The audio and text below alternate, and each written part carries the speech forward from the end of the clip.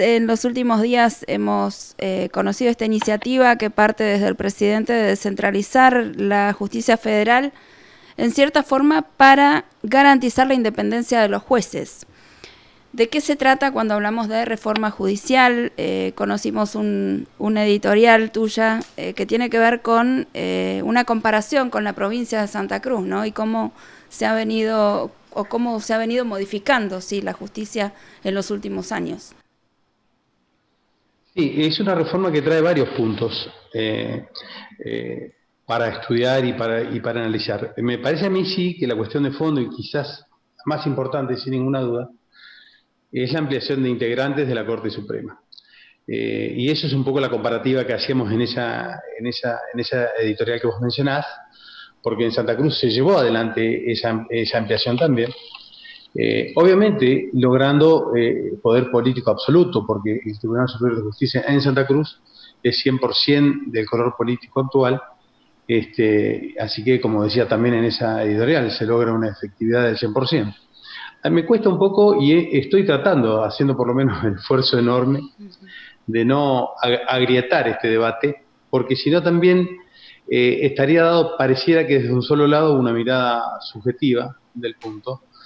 Y yo creo y considero que esta reforma judicial a nivel nacional, al igual de lo que pasó en Santa Cruz, va hacia ese objetivo, es decir, lograr una mayoría absoluta política dentro de lo que es la Corte Suprema.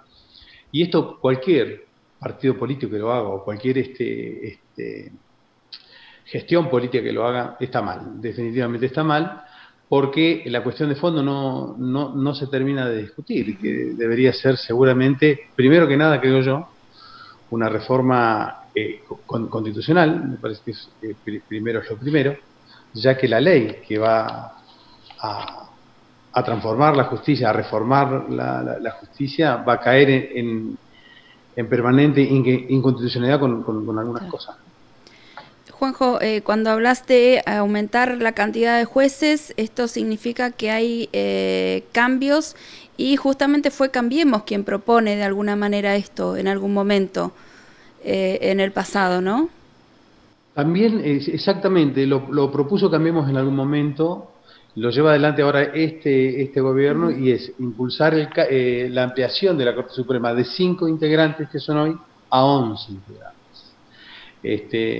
Y obviamente la cuestión, hay una cuestión también que es de fondo, que es la forma de selección de jueces. Y mientras la selección de jueces esté siempre cooptado y dominado por el poder político de turno, nunca va a tener la independencia necesaria que pueda llegar a tener. Esto es simple. Nosotros tenemos que permitirnos además ese análisis, porque la gente común, generalmente, estas cuestiones pareciera que son de un nivel diferente al que nosotros podemos dimensionar. Sin embargo, creo ser yo el ejemplo más claro de esto, y lo digo con total humildad, porque voy a decir justamente que la cuestión más básica, del análisis más básico, uno puede sacar diferentes conjeturas y determinar que vamos hacia un camino realmente donde estamos perdiendo aún más la justicia que ya estamos deteriorada, avasallada, cooptada y demás. Entonces, en ese sentido, recordar también que la primera modificación, la última modificación de la Corte Suprema fue una reducción de integrantes. La reducción de integrantes era de 9 en su momento y se redujo a 5 y estuvo de la mano de un proyecto presentado por la señora Fernández, la expresidenta, proyecto que fue muy respetado, muy en su momento estudiado incluso por quienes entienden del tema realmente, y la fundamentación de aquel proyecto fue muy bien visto, con la contradicción de que ahora van por prácticamente más del doble de los integrantes que hoy en día componen la Corte. Bueno, la Argentina está llena de estas contradicciones y por eso se nos hace tan difícil también convivir con ellas. ¿En qué modifica esto a la justicia de forma que afecte al ciudadano común? En todo, porque nosotros tenemos que pensar permanentemente que si una justicia no logra su independencia, si una justicia no logra la transparencia necesaria para ejercer el servicio de justicia, el perjudicado es el ciudadano común. Pensémoslo en el mundo laboral. Pensemos en todas las instancias de reclamos de derechos laborales.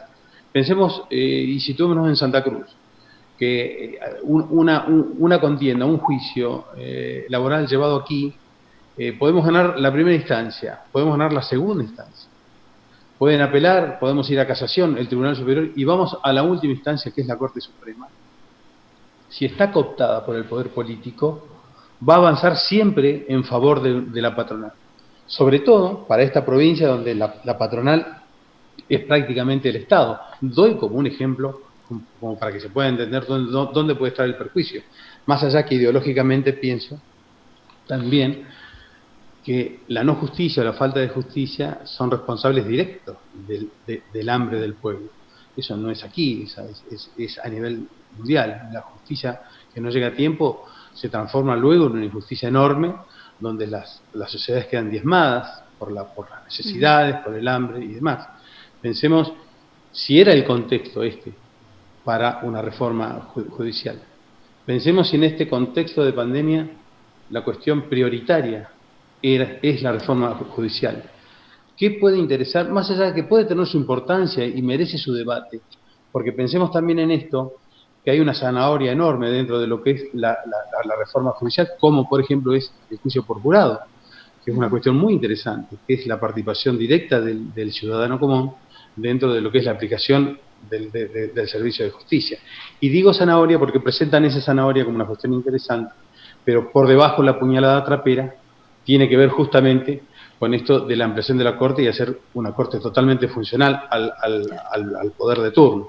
Entonces, en ese sentido, me parece que la peligrosidad del avance de este proyecto realmente es de envergadura, es atentar nuevamente contra lo institucional. Entonces, debemos ocuparnos, y vuelvo a insistir, ¿a quién le interesa en un tiempo de pandemia, donde hay gente que se quedó prácticamente en la calle, donde hay gente que no tiene para comer, donde empresas pequeñas van directamente a la quiebra, donde se ha generado una economía totalmente oprimente, economía que ya venía así y que se ha profundizado aún más? ¿A quién le puede interesar una reforma judicial? Porque pensemos el presupuesto que se va a necesitar para poder aplicar esa reforma. Pensemos todo ese esfuerzo aplicado a reforzar la ayuda económica necesaria para todo este desequilibrio económico que estamos sufriendo. A mí me parece que no era el momento. Es decir, si nosotros creemos que la gente está necesitando una reforma judicial para poder sortear esta situación de crisis enorme que estamos viviendo, me parece que el interesado no es justamente el ciudadano común. Habría que estudiar quiénes son los interesados de que salga esta reforma judicial para poder seguramente zafar de procesos y de juicios iniciados sobre temas de corrupción, por ejemplo. Y que no tiene que ver solamente con la corrupción kirchnerista, hablemos de la corrupción macrista, si ustedes quieren también. Claro, esto es lo que la gente ve, ¿no? Que depende del gobierno de turno, siempre quedan libres, lo estamos viendo, quedan libres quienes deben millones al Estado o quienes han cometido ilícitos que tienen que ver con la corrupción, y volvemos a lo de siempre, el ladrón de gallinas es el que está preso y no estos grandes delincuentes, y es lo que la sociedad toda está reclamando.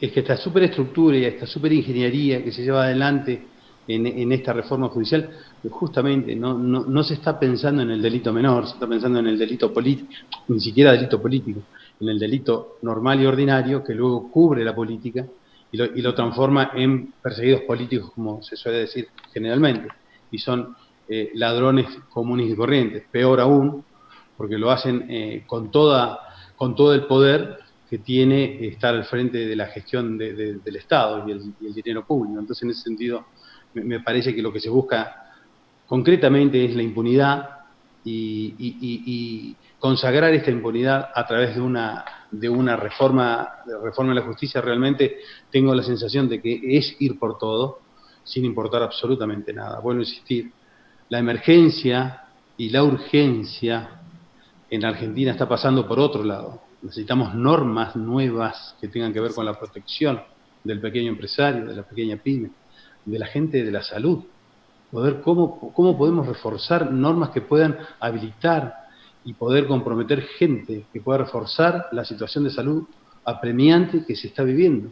cómo podemos convocar, cómo podemos tratar de empadronar gente jubilada, gente que ha pertenecido a la salud, estudiantes de salud, enfermería, medicina, generar normas para que puedan tener también un reconocimiento extraordinario en cuanto al salario y demás.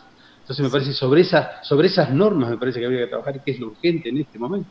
Poder trabajar sobre normas que tengan que habilitar becas para la ciencia argentina, que pueda viajar a lugares donde pueda perfeccionarse, enriquecerse y avanzar sobre los temas. Me parece que es ahí donde hay que apuntar si queremos darle y queremos contextualizar el avance de una gestión de gobierno en este contexto y en lo que estamos viviendo. Realmente salir con este disparate y con este tiro al aire en una situación que no tiene nada que ver, porque si me dicen que la reforma judicial va a venir a atacar de base la situación crítica económica que estamos viviendo y la crisis sanitaria que estamos viviendo, bueno, se podría entender y discutir, pero realmente hoy no tiene nada que ver.